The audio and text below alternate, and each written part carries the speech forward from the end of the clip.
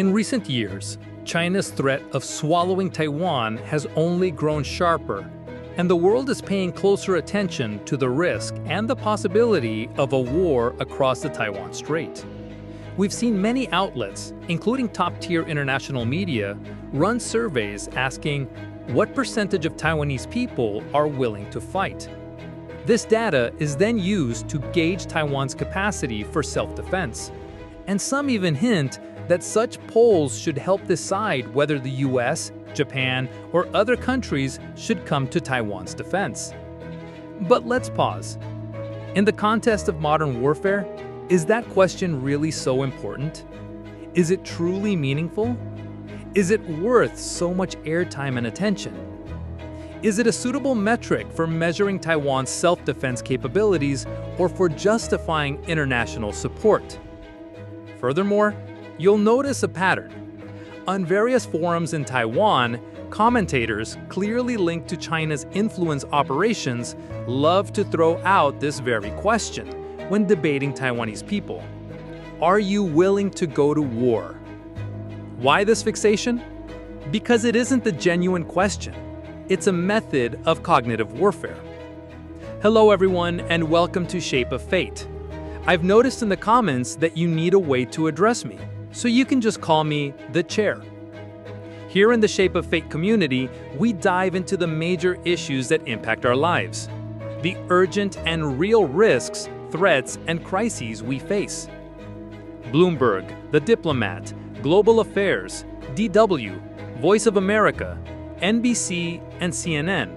Many of these media giants have published extensive reports on Taiwanese public opinion polls, zooming in on one thing: how many Taiwanese people are willing to fight, even join the military, to defend their home against China. But whether the polls show a high or low percentage, what do they actually tell us about Taiwan's ability to protect itself? And when a journalist asks a specific individual if they are willing to fight, can such a question really provide any meaningful assessment of Taiwan's defense situation? Or perhaps, are there other effects behind these questions? Should we treat this as a focus worthy of being discussed, reported, and amplified by major media? Today, we will dig into these questions. This malicious question keeps popping up everywhere. Taiwanese, are you willing to go to war? I have seen this question far too many times. On any platform, whether it's YouTube or Facebook, whenever I express support for our government resisting CCP aggression or for political parties and figures who want to strengthen our national defense and stop CCP infiltration, someone inevitably barges in with a disrespectful challenge. Just answer the question: are you willing to go to war? When the discussion is about Taiwan deepening cooperation with the US, Japan, the Philippines, and Australia to counter the CCP, someone will still demand, are you willing to go to war? When the topic is about improving the resilience of Taiwan's infrastructure, like reinforcing our water and power systems for a potential war, someone will comment with the exact same question. Well then, are you willing to go to war? I have come to understand with increasing clarity that this question has now become a language weapon, repeatedly deployed by supporters of the CCP and by those who, influenced by Beijing, act in concert with its agenda. This question is a tool of cognitive warfare designed to dismantle the will of Taiwanese people to prepare and to dissolve their resolve to defend themselves. In today's episode, I want to explore with all of you just how ignorant and poisonous this question is, and more importantly, how we can answer it. First, this question presupposes a specific outcome for a war between Taiwan and China. The questioner assumes that if war breaks out, it will inevitably descend into brutal street-to-street combat, soldiers shooting each other with rifles or hacking at each other with knives, slaughtering one another. In their logic, if Taiwanese people want to protect their home, they must be willing to become part of this savage melee. This is their implied definition of going to the battlefield. However, that is not the reality of most 21st century warfare. Especially in a conflict scenario between Taiwan and China, the truly decisive factors will be high-tech weapon systems operated by highly trained professionals, all coordinated under a comprehensive strategy. For example, the most critical combat engagements would likely involve intercepting enemy aircraft and incoming missiles with air defense systems, using anti-ship missiles to strike enemy transport fleets, deploying unmanned drones in offensive and defensive operations. These are not two men with bayonets charging each other kinds of battles.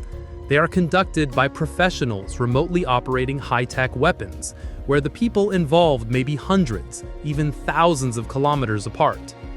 As for those movie-style scenes of soldiers fighting with knives and guns at close range, in a Taiwan Strait war, if Taiwan prepares in the right way, that is, according to mainstream modern strategic thinking, it is highly probable those scenarios would never even happen. The reality of a Taiwan Strait war. If done right, there should be no ground combat. This loaded question also rests on another false assumption, that if Taiwanese prepare to resist a CCP invasion, the situation must lead to brutal hand-to-hand combat and the island's total destruction. The truth is the exact opposite. All strategic experts and military scholars point out that the correct way of thinking is this: only when Taiwan is fully and properly prepared to counter an attack can the probability of war be pushed to its absolute minimum. The nightmare scenario of mutual slaughter and destroyed cities is precisely what proper preparedness prevents. The reasoning is clear: deterrence before a war. When Taiwan is visibly prepared, Beijing knows that the cost of launching an attack would be immense and its chances of success low. That alone makes them think twice. Effective defense during a conflict. Even if an attack is launched, a prepared Taiwan can strike the invasion fleet with anti-ship missiles while it's in transit. When the PLA fires missiles at Taiwan, their destructive impact will be significantly mitigated by our air defense and interception systems. When they realize they cannot win, their incentive to start a war in the first place evaporates. In short, being prepared is the only way to avoid bloodshed and destruction. Refusing to prepare is what actually invites disaster, giving Beijing the advantage if fighting breaks out and plunging Taiwan into a true crisis. As a Taiwanese, what I want is proper preparation, so there is no war, no ground battles, no urban warfare.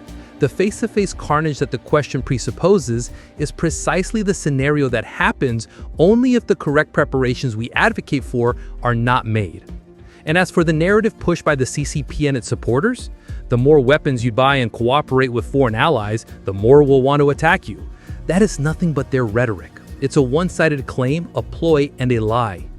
If you believe that line, I'm afraid you may lack a fundamental understanding of contemporary military affairs and history, and as a result, you have fallen for their trick. No nation has ever been attacked because it was well prepared. Wars break out precisely where preparation was weak. Modern warfare has no borders. Every profession contributes to Taiwan's defense. To use a single question, like, "Are you willing to go to the battlefield?" to judge a person's contribution to defending their country is an incredibly narrow, simplistic, and frankly obsolete way of thinking. Modern warfare no longer has neat borders. A war doesn't just begin after a formal declaration. And defending a nation is no longer the sole responsibility of soldiers. There is no social group, no professional field that can remain completely detached from the conflict. Right here, right now, the war across the Taiwan Strait is already underway. Information warfare, intelligence warfare, psychological war, diplomatic warfare, technological war, and the war over public opinion. The battles in each of these domains will influence whether the final war of tanks and artillery ever happens, and if it does, what its outcome will be.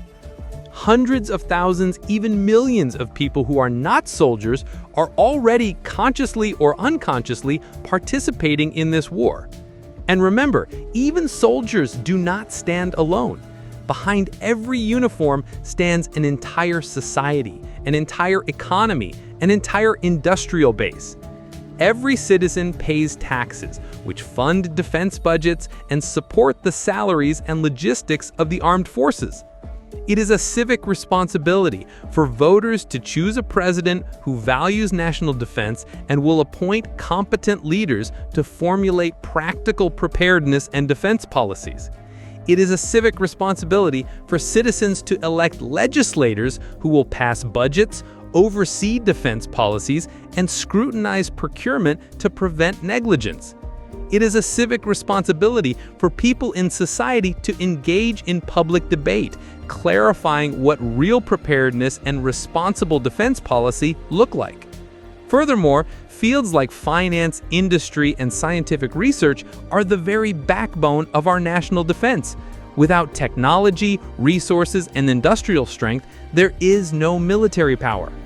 In truth, when a nation faces an external threat, everyone has a role to play. Protecting a country isn't just about killing enemies on a battlefield. To believe that unless you've worn a uniform or wielded a weapon, you've done nothing to defend your home, that's a misunderstanding of the military, of modern defense, and of how our interconnected society works. Modern wars have no borders.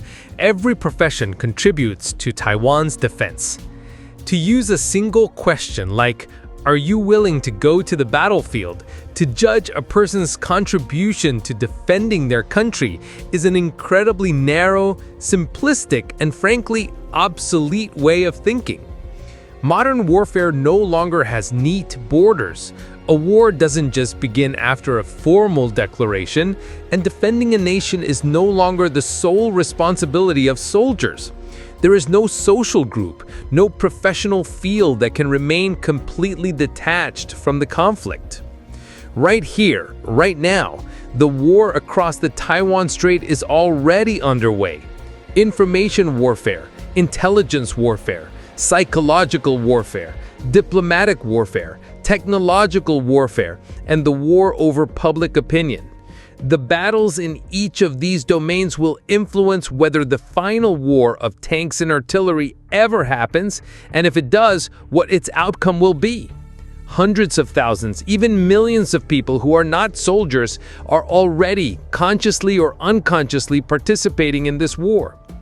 And remember, even soldiers do not stand alone. Behind every uniform stands an entire society, an entire economy, an entire industrial base. Every citizen pays taxes, which fund defense budgets and support the salaries and logistics of the armed forces. It is the civic responsibility for voters to choose a president who values national defense and will appoint competent leaders to formulate practical preparedness and defense policies. It is the civic responsibility for citizens to elect legislators who will pass budgets, oversee defense policies, and scrutinize procurement to prevent negligence. It is a civic responsibility for people in society to engage in public debate, clarifying what real preparedness and responsible defense policy look like. Furthermore, fields like finance, industry, and scientific research are the very backbone of our national defense. Without technology, resources, and industrial strength, there is no military power.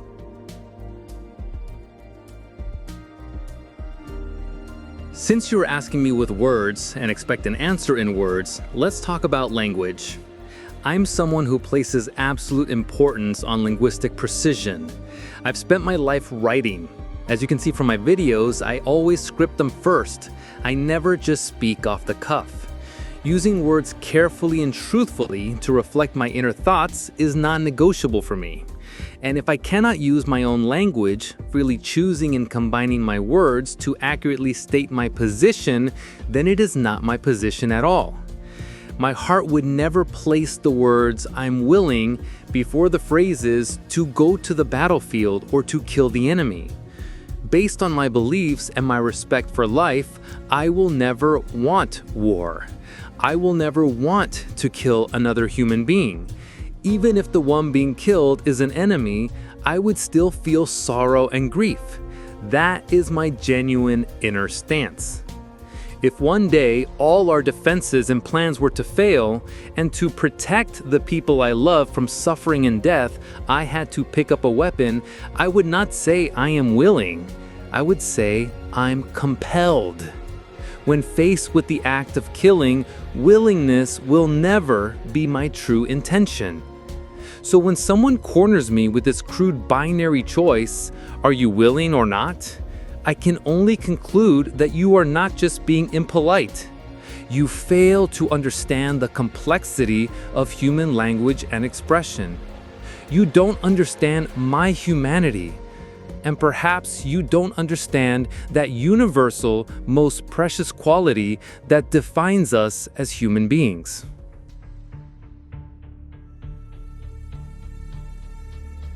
Finally, let's think about it. Why do pro-Beijing voices love throwing this question at Taiwanese? You want to prepare for war? Fine, but are you willing to go to the battlefield? What is their real purpose? Is it truly an invitation to think clearly? Is it really about understanding how Taiwanese people feel? Of course not. This question is pure fakery. It is not designed to understand our thoughts or emotions. It is designed to erase them. It's meant to mislead us into believing that any reasonable preparation inevitably leads to street-by-street carnage. That is not the truth. The truth is, proper preparation is the very thing that prevents such carnage. At its core, are you willing to go to war? Isn't a question at all. It's intimidation, like a street thug snarling, "If you dare resist my robbery, you'll only get beaten worse." And just like the thug, the people asking it aren't actually confident. They fear resistance. Because when you fight back, it suddenly becomes costly and difficult for them to dominate you. But if you kneel, you have already surrendered your future. That's why they spread this toxic framing, to make us misunderstand the situation, abandon preparedness, and ultimately choose to surrender. If they succeed, they can achieve their goal of ruling Taiwan without firing a single shot and without paying any price. This brainwashing tactic, disguised as a question, tricks many Taiwanese into mistakenly believing that preparing for war brings the unbearable cost of battlefield slaughter, so they give up resisting. And that is falling right into their trap. The impact of military preparedness on whether a war starts and on its outcome is incredibly clear. If someone could learn the truth with just a little effort, but instead deliberately clings to this false perception, then it is no longer mere ignorance. It is intentional malice. It is equivalent to being an accomplice of the CCP. So, after all this, if anyone still insists on asking, are Taiwanese willing to go to the battlefield? My answer is this: the war is already happening, and countless Taiwanese are already on the battlefield, fighting every day in ways that far exceed your imagination. Does this analysis seem reasonable to you? Do you agree? If I've overlooked something, I welcome your comments. Please share your own insights so we can make our thinking stronger together. Here at Shape of Fate, we use knowledge and wisdom from various fields to tackle the real challenges we face in life. If you share our passion and concern for these issues, please subscribe or join as a member to see our latest content and become part of our community. Until next time, be mindful and do our best.